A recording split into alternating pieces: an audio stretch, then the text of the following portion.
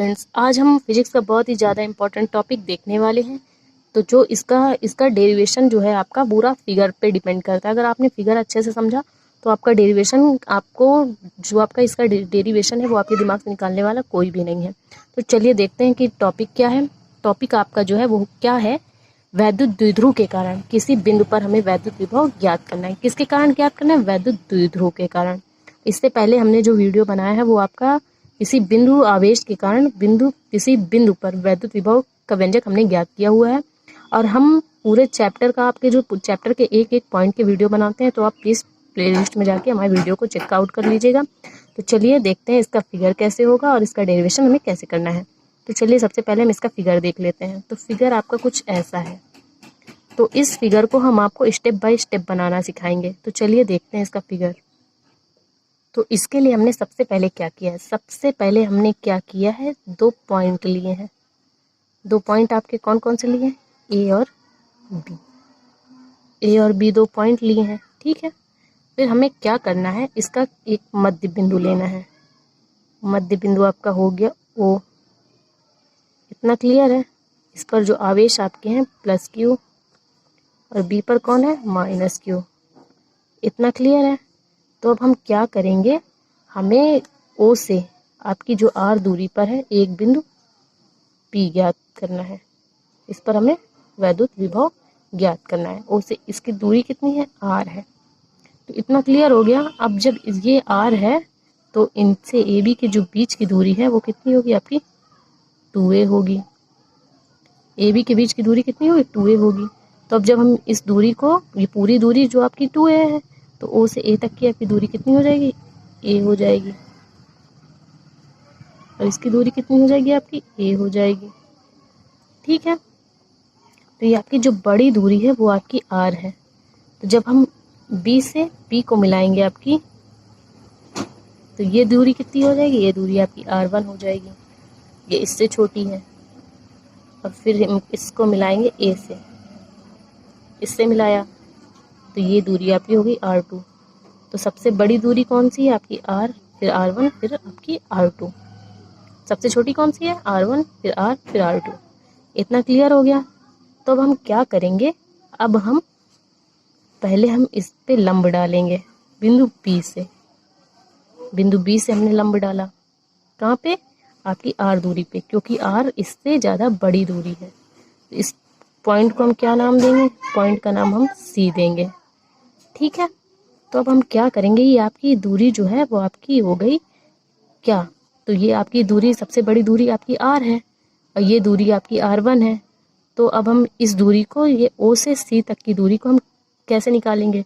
तो कैसे निकाल सकते हैं? R से हम R1 घटा देंगे तभी तो ये छोटी दूरी निकलेगी। तो क्या हो जाएगी ये दूरी आपकी R माइनस R1। इतनी हो गई। अब हम क्या करेंगे, ये दूरी आपकी इससे छोटी है तो अब हम इसमें भी लंब डालेंगे। इसको हम बढ़ाएंगे थोड़ा सा। ये आपकी ओ से थोड़ी दूरी बढ़ाई। अब हम लंब किससे डालेंगे? बिंदु ए से लंब डाला। एक चीज़ और, ये आपका बना रहा है 90 डिग्री का कोण बना रहा है। तो इसके सामने वाला कोण क्या हो जाएगा? आपका थीटा कोण हो जाएगा, ठीक है। तो आप जानते हैं कि जब कोण के सामने वाली भुजा जो आपकी होती कर्ण होती है, जब इस पे लंब पड़ा है तो ये भुजा आपकी आधार हो गई। ये आपकी ये लंब भुजा हो गई, ये आपकी कर्ण भुजा हो गई, ये आपकी आधार भुजा हो गई, ठीक है। तो जब हम इस पे लंब डालेंगे तो ये भुजा आपकी कौन सी हो जाएगी? ये आपकी 90 डिग्री की हो जाएगी। तो इसके सामने वाला कोण भी तो थीटा हो जाएगा। ये कोण आपका कौन सा हो जाएगा? थीटा कोण हो जाएगा। तो इस पॉइंट को हम डी नाम देंगे। तो आपने इस पूरा फिगर समझ लिया। पहले हमने 2 पॉइंट लिए, ए और बी, जिस पर आवेश प्लस क्यू और माइनस क्यू दिए हैं, जिससे कि ओ से आर दूरी पर एक आपका बिंदु पी है जो सबसे बड़ी रेखा है यार। तो जब हम पी से बी को मिलाएंगे तो ये छोटी रेखा आपकी R1 हो जाएगी। और जब ए से मिलाएंगे तो ये आपकी इससे सबसे बड़ी रेखा आपकी R2 रहेगी। तो सबसे बड़ी कौन, सबसे छोटी R1, फिर R, फिर R2। फिर हमें क्या करना है, इन दोनों को, तीनों को रेखाओं को तो इक्वल लेना पड़ेगा। इसके लिए हम क्या करेंगे कि हम इससे बिंदु बी से ये आपकी ओपी रेखा पर एक लंब डालेंगे, ठीक है। तो ये 90 डिग्री का कोण बनाएगी, ठीक है। तो ये इस कोण का नाम हम क्या देंगे? इस पॉइंट का C नाम देंगे।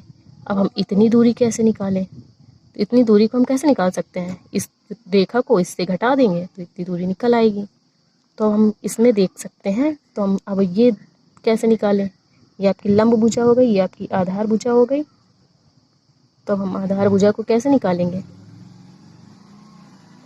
आपकी हो जाएगी R प्लस R2। तब तो निकलेगी ये वाली, ये सबसे लंबी भुजा हो गई। तो कैसे निकलेगी, R प्लस R2।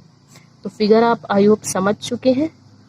तो चलिए हम वीडियो स्टार्ट करते हैं। इसका डेरिवेशन करना, इससे हम आपकी रचना आपको समझाते जाते हैं। तो चलिए देख लेते हैं। अब इसकी रचना के अकॉर्डिंग हम आपको फिगर समझाते जाते हैं। माना ए बी एक वैद्युत द्विध्रुव है। कौन सा है, ए बी आपका एक वैद्युत द्विध्रुव है जो कि के परावैद्युतांक वाले माध्यम में स्थित है। ए बी पर आपका माइनस क्यू, ए बी पर आपके प्लस क्यू आवेश तथा माइनस क्यू आवेश कार्य कर रहे हैं तथा इनके बीच की जो दूरी है आपकी, ये जो आपकी पूरी टोटल दूरी होगी वो कितनी होगी, 2a। टोटल दूरी आपकी कितनी है, 2a है। तो ये दूरियां आपकी, ये आपका बिंदु O है। तो ये दूरी आपकी हो जाएगी a, O से A तक की दूरी, O से B तक की दूरी भी आपकी a हो जाएगी। तो इतना क्लियर हो गया। तो ए बी का मध्य बिंदु O है जिससे R दूरी पर एक बिंदु P स्थित है। तो O से R दूरी पर आपका एक बिंदु P स्थित है। फिर हमें क्या करना है, इन बिंदुओं को मिलाना है P से। तो ये आपकी दूरी हो जाएगी R1 और ये दूरी आपकी हो जाएगी R2। रचना से देखते हैं, जिस पर हमें विभव ज्ञात करना है। PB की दूरी R1 तथा AP की दूरी R2 है। रेखा OP पर एक बिंदु B से लंब डालेंगे। रेखा OP पर हम लंब डालेंगे B से, तो क्या हो जाएगी, ये रेखा आपकी C हो जाएगी। ठीक है, जब इस पर इसको बढ़ा के लंब डालेंगे तो इस बिंदु का नाम हो जाएगा D। और आप जानते हैं कोण के सामने वाली भुजा थीटा कोण बनाती है। ये कोण आपका कौन सा हो जाएगा, theta.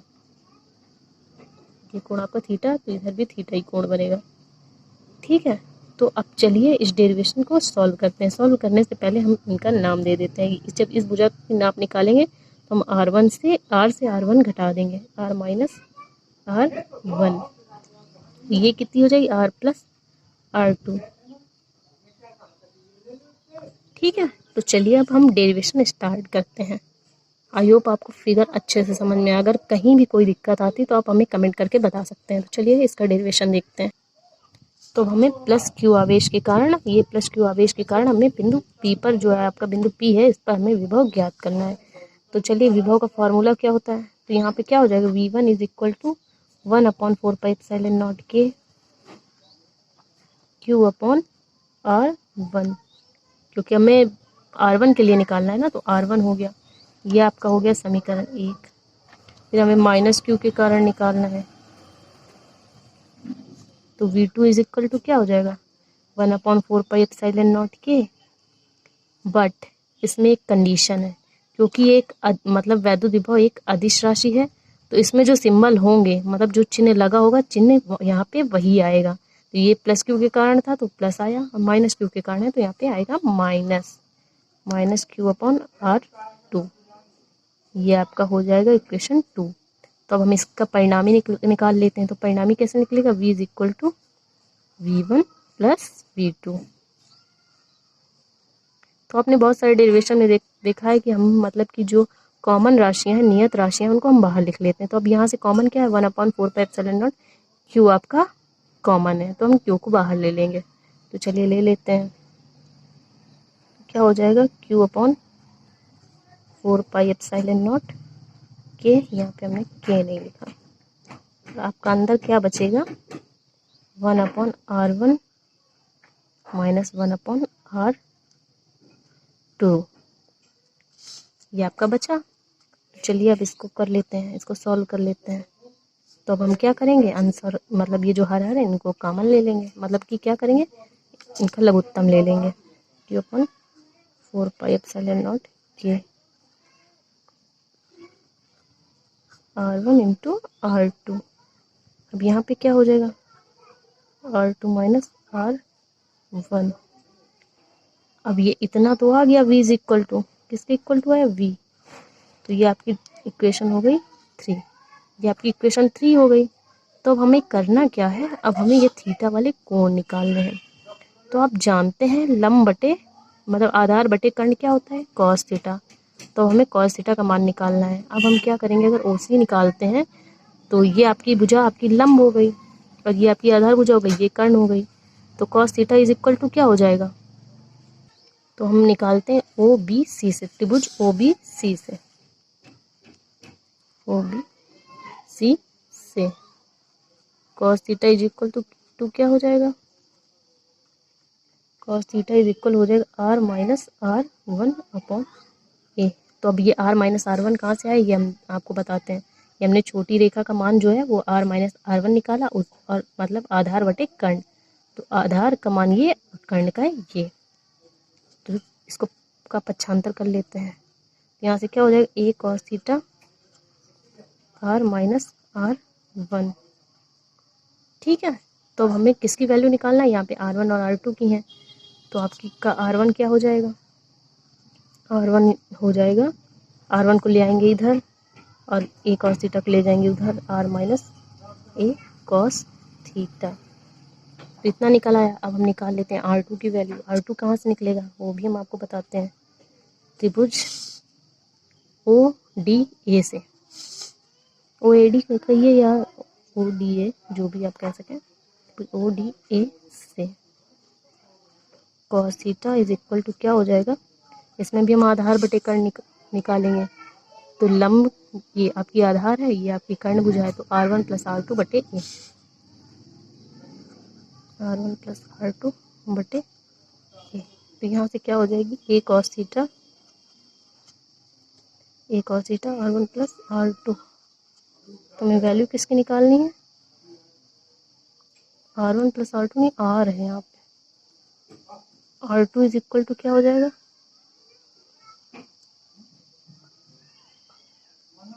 A cos theta -R। तो आ गया। अब चलिए R1 और R2 के मान हम इक्वेशन जो आपकी थर्ड है ये वाली, इसमें पुट कर देते हैं। तो चलिए पुट कर लेते हैं। तो चलिए R + cos A cos theta R - A cos theta की वैल्यू हम इसमें पुट कर देते हैं। तो इक्वेशन थर्ड से, इससे इक्वेशन थर्ड से, तो इक्वेशन थर्ड आपकी क्या थी, V = Q/4πε0 के R2 की जगह क्या, R + A cos theta R minus है,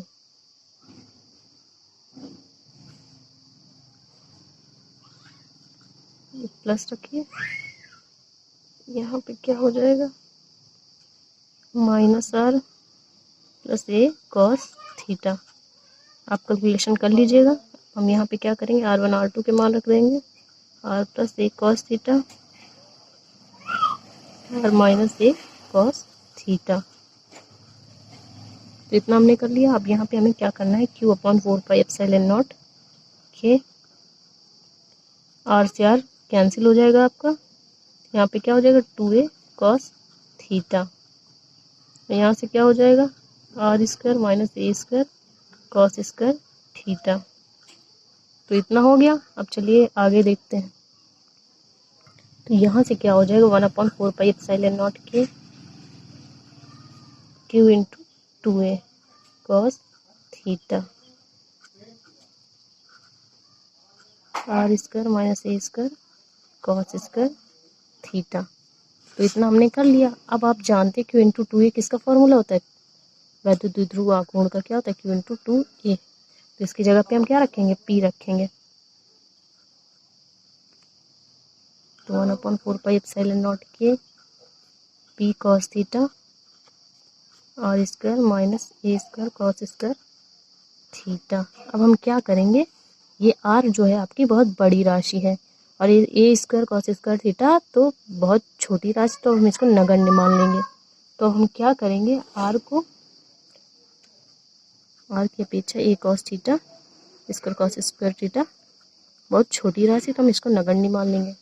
तो चलिए अब बचेगा क्या, 1/4πε0 के P cos थीटा R² किसके इक्वल टू, V = तो ये आपका डेरिवेशन जो है वो आपका प्रूव्ड हो चुका है। तो आई होप आपको वीडियो समझ में आया।